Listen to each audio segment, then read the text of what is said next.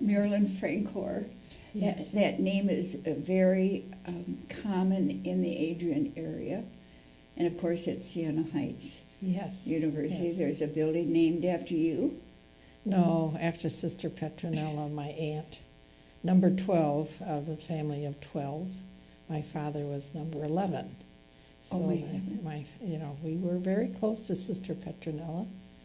And visiting her at Siena when she was there, and also during her every 3 years, the home visit. Oh, yes. That we would really enjoy her time with us. And so Did she grow up speaking French? she did, because I can remember one of the home visits, she and Dad started talking, and we must have been little, because I was thinking, what are they saying? And they were talking in French, but they came from a French-speaking family. They learned English when they went to the country school, which,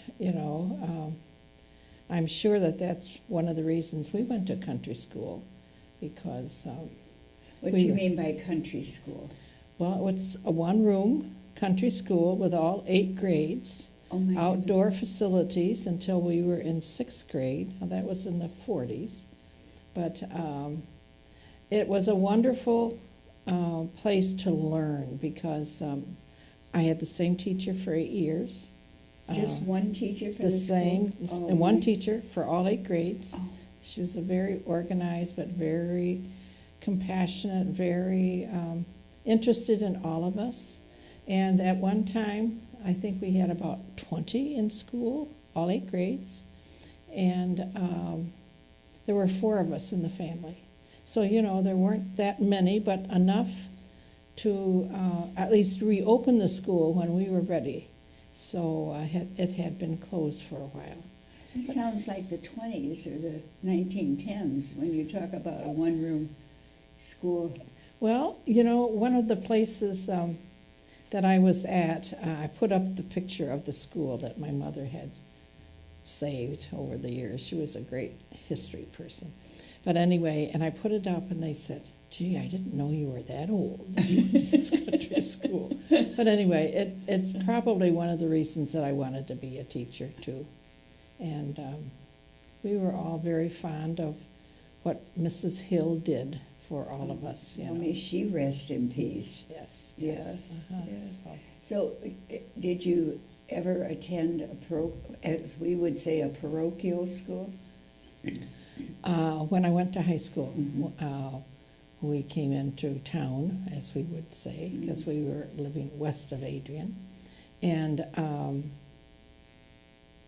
I went 4 years at St. Joseph's Academy, and my brother, with whom I graduated, went to Catholic, well, it was St. Mary's at the time that he went, and it became Catholic Central a little bit, maybe a couple of years after that. Were you a day student? Day student. A day student. Loved it. I loved the academy. I loved the nuns that were teaching, Marcella Gardner and Joseph Mary Sullivan. Can't think of her other name right now, but anyway, Rita Schaefer, Albertus, Ellen Loretta. I'm sure that's why I went in for math and loved music, because we had choral. But they gave me a good foundation. I love hearing those names. I know, Oh, they were yeah. dear to me as Yeah. well. Yes. So math became your favorite subject. Well, when I had to choose, you had to sign up when you were at Siena, and I thought, I loved Latin. I learned a lot of English, parts because of Latin, participles. Never diagrammed in my life, but Fascinating. it was hard to choose which one to specialize in, but I'm glad I did math. And Well, that's kind of followed you through your ministries. We used to call it our apostolate. Yes. I taught math in grade school a bit, but when I went to St. John's in Ypsilanti, it was one of the best places that I can recall of teaching. But it was a small high school, and it was families, support back in the 60s, and taught math and chemistry and religion. And then I went to U of D, University of Detroit, for teaching math. So You got your master's there? master's there, Mhm. yes. Mhm. During the riots, I was right downtown Detroit. Quite an experience. Say that again? I was going to U of D during the riots in Oh. 1967. I was at St. Teresa's. So that was quite an experience because, of course, we were off school. And anyway, it was another thing to add to my experience level and learning, I think what these years in the congregation, that's over 60 years, it's always been a place where I learned. I learned about subject matter as well as learning about people, and I'm learning about, sharing faith and life with one another, I think has helped me to grow, and it's been a real blessing for me. Well, I met you 60 years ago. Yes. And we were both on the faculty at Precious Blood in Detroit. Weren't we lucky to have the superior principal we had? James Margaret was excellent. Mhm. And even though she called Precious Blood a brain factory, we had a lot of students. And I don't know, you may have been there, but we were, I was there when they had this big fire in Chicago. Yes. And I was teaching first grade at the time. And we had little first graders evidently who were seeing this fire over the TV or something, maybe radio, but they were not coming back to school because they didn't They were want to be afraid. caught in a classroom where they couldn't get out. So then I can remember we practiced what we would do, and eventually they became more comfortable with being in school. But that was quite an experience for the little ones, Even at a distance. I think it was Queen of Angels School in something like that. Chicago. Yes. excuse me. But your name, Therese Noel. oh, it's such a beautiful name. Well, my father's name is Noel, and Grandma Francoeur chose names close to their birthdays, and he was born on January 1st, and being a French family, French and Indian family, by the way, he got the name of Noel. So it was my third choice. We had to submit 3 choices. I would have liked Ruth Noel or Therese Noel. I had a devotion to Therese of Lisieux. And John Noel. I just thought it went. But I spelled it Noel with 2 dots above the E so that it would be, somewhat feminine.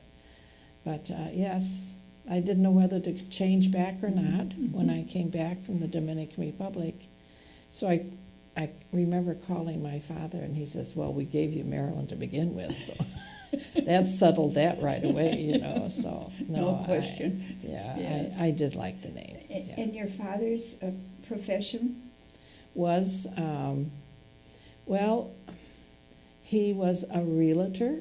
He was a foreman at the Simplex Paper Company in Adrian.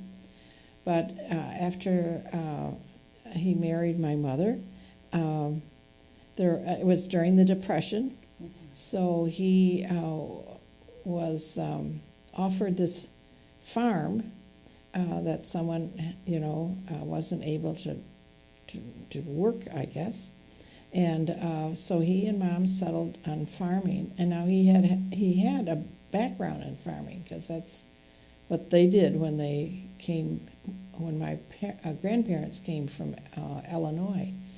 They had a big farm, and so he knew how to farm. It's in their genes, I guess. And this is rich farmland in this Lenawee County. Absolutely, Mhm. absolutely. And Was that their house on, I think the street's Riverside? which go- becomes Country Club Road. After Yes. the hospital, you go down the hill and And then at the top is, the farmhouse. and is it still there? I forget. Yes, it is still there, but I don't know who has it. But you lived there, did you? Yes, Mhm. yes. The farm was from Scott Street to the river and from the Country Club Road over to Maple Avenue. So it was quite a big acreage, about 140, I think, 130. But there's that housing the development there now. whole subdivision. Yes. I guess after the war, my father was interested in beginning to subdivide. So he built houses for the returning soldiers, and that is how he went into. He was in real estate. He and one of his brothers, my uncle Harry, had real estate licenses, but they. Well, that love of the earth certainly permeates your life. Absolutely. And I think it has something to do with my grandma Francoeur, because she was Potawatomi Indian. She was 1/4 Potawatomi. So, it's in the genes, as they say. And I think that it has something to do with what we did on the farm. We had gardens. We had our chores to do with hoeing the cornfields that once they couldn't cultivate the cornfields, we had hoes and we would get the weeds out.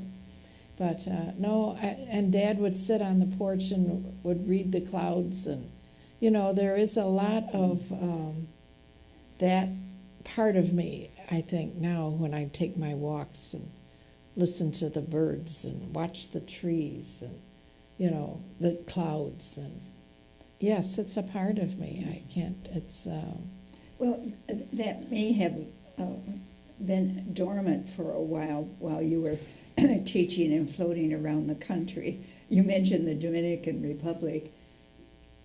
Where else what other states have you visited? well, from the Dominican Republic, I went to Florida and spent 6 years at Tampa Catholic.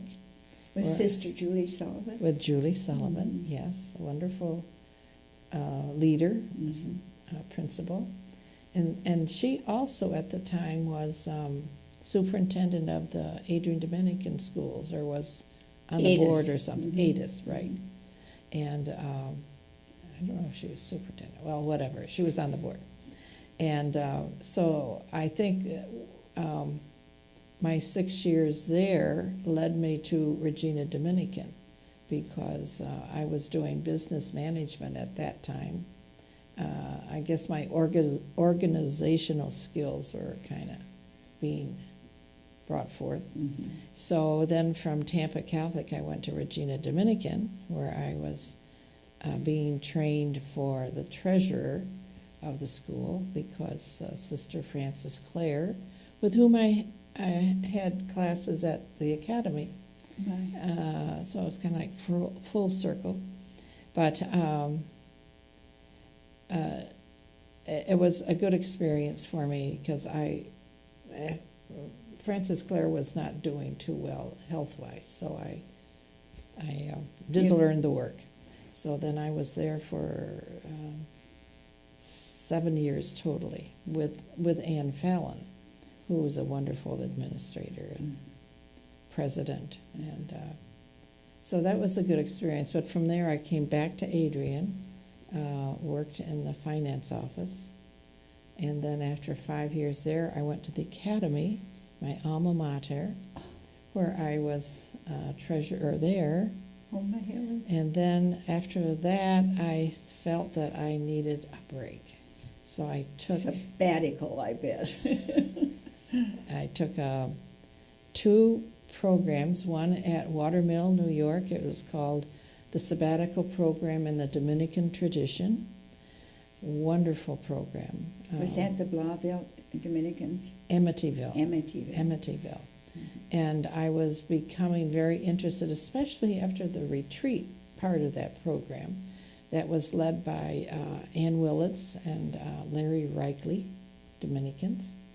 And then from there, I went to Genesis Farm, where I really tapped into my love of the earth, the love of the earth. And it was a great reawakening for me. And so when it came time to looking for a ministry, I wrote to Ann Willits because she really did kind of inspire me with what they were doing. And what was that? Well, she was in charge of Parable Conference for Dominican Life and Mission. And while I was at Regina back in the late 70s, early 80s, Virginia Mullins introduced me to a parable retreat at Racine. I mean, it was really very impressive. And there were different kinds of retreats that were being offered. So through the Parable organization. Yeah, they did many at Weber also. Yes, yes. Retreats. The preached retreat, the sponsored retreat. So I began to learn about parable because Ann says, you got the job. I mean, even without interview, you got the job. I says, well, could I come and see where things are? What this is. Yeah. But anyway, so I was there for 10 years. I called myself the voice of parable because I was in the office and getting things ready for parable retreats and parable pilgrimages to the lands of Dominic, which seemed to be just mushrooming at that time. I mean, sometimes we had two pilgrimages a year, which really took some organization. How many per pilgrimage? 20 or more? No, I think it's more than 20. I want to say maybe 40. I don't remember. It's a bus full, I know that. Yes, a bus full. Yes, a bus full. Yes. And I presume you did a Lands of Dominic. I did, pilgrimage. finally, in 95. Now, I went there in 92, and I was learning many things very quickly because, I hadn't done one of these yet. But as soon as I was really ready for the Lands of Dominic when I did it in 95. But it was not only doing the pilgrimage, but it was connecting with so many people in so many places and picking up the spirit of the place. Did you like Santa Sabina? I did, and that's, yes.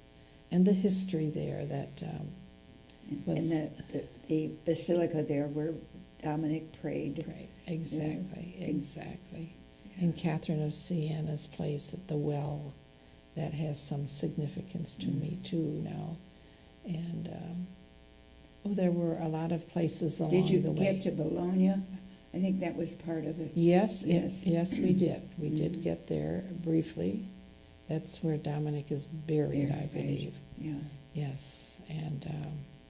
So you were with Parable 10, 11 years? 10 years, 10 yes. And then did you get a call, come home? I think at the end of 10 years, I just knew I needed to move on.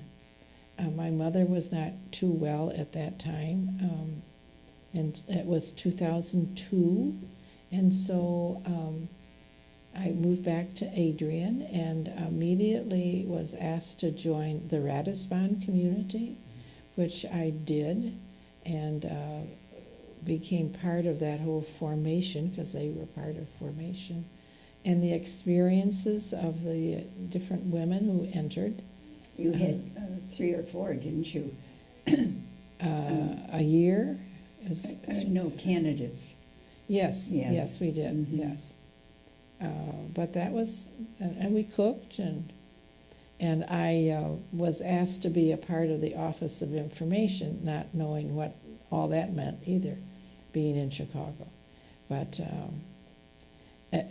Rose Celeste had me doing obituaries, had me doing help in the archives, so I was learning, again, learning. And then I think it was Fran Lambert, a wonderful mentor for me in archives, because I helped there, was going to have surgery or something, and then she went on to different ministries. So Rose asked me to be archivist, and I thought, oh, I don't know. But then eventually, by the time I went into it, that is a learning process, archives. Because when I went there, we had no search tool. So it was a matter of learning where things were by... What do you mean by search tool? Well, eventually we got somebody in the technology department was able to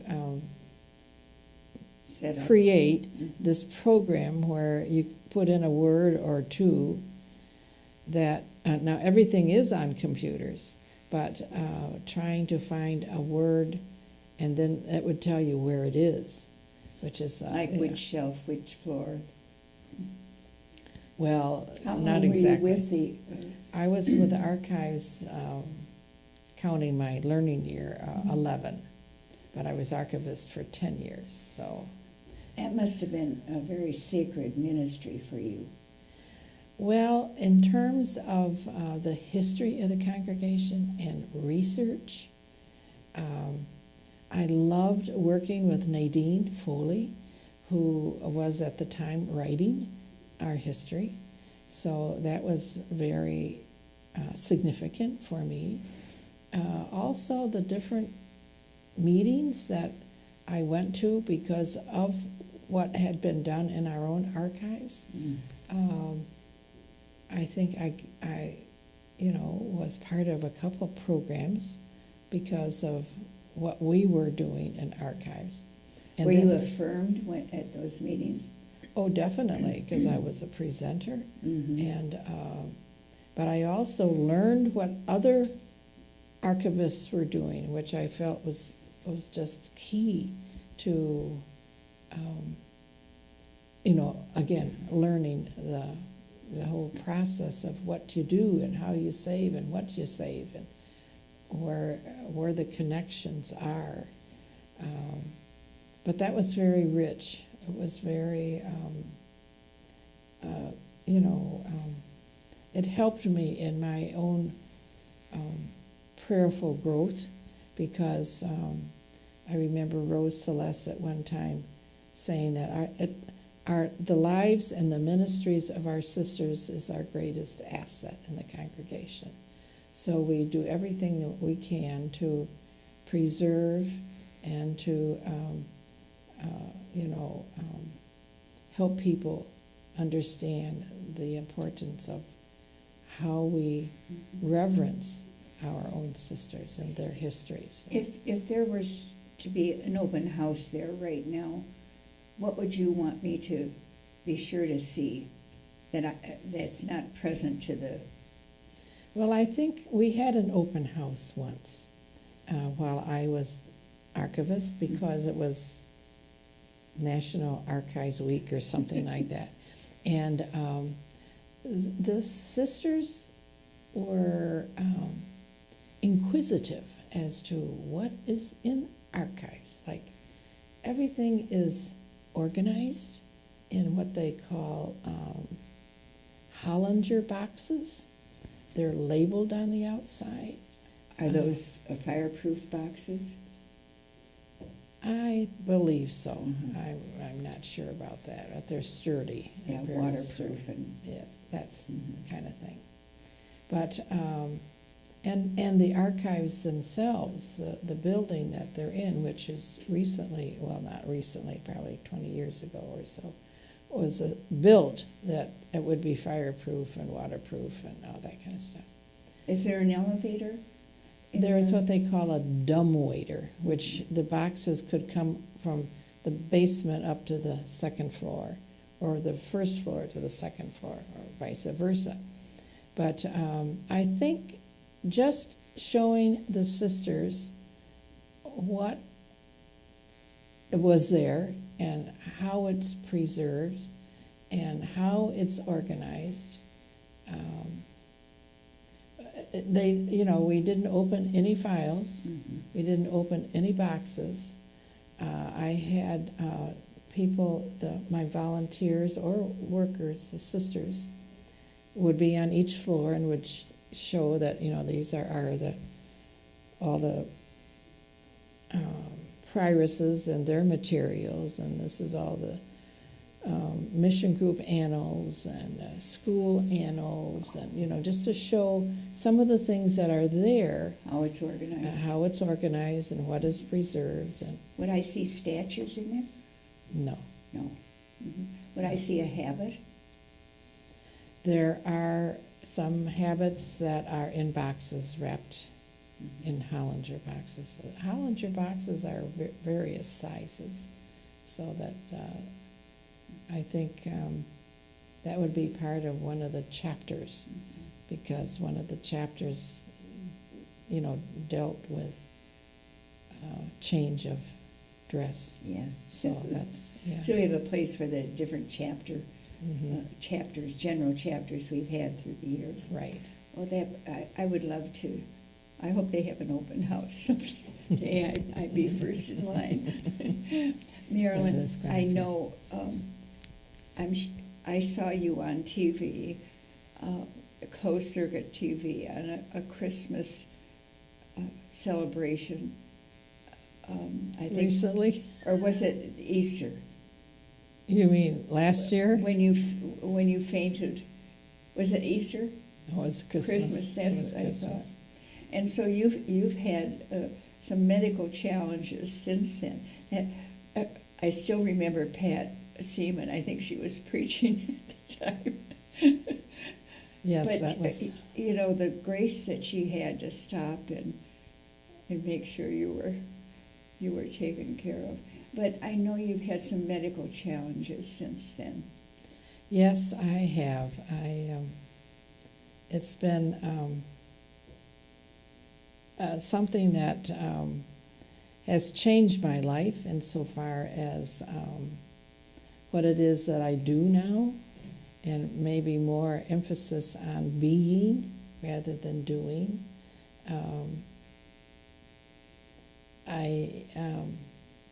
I'm a survivor of cancer, and I think that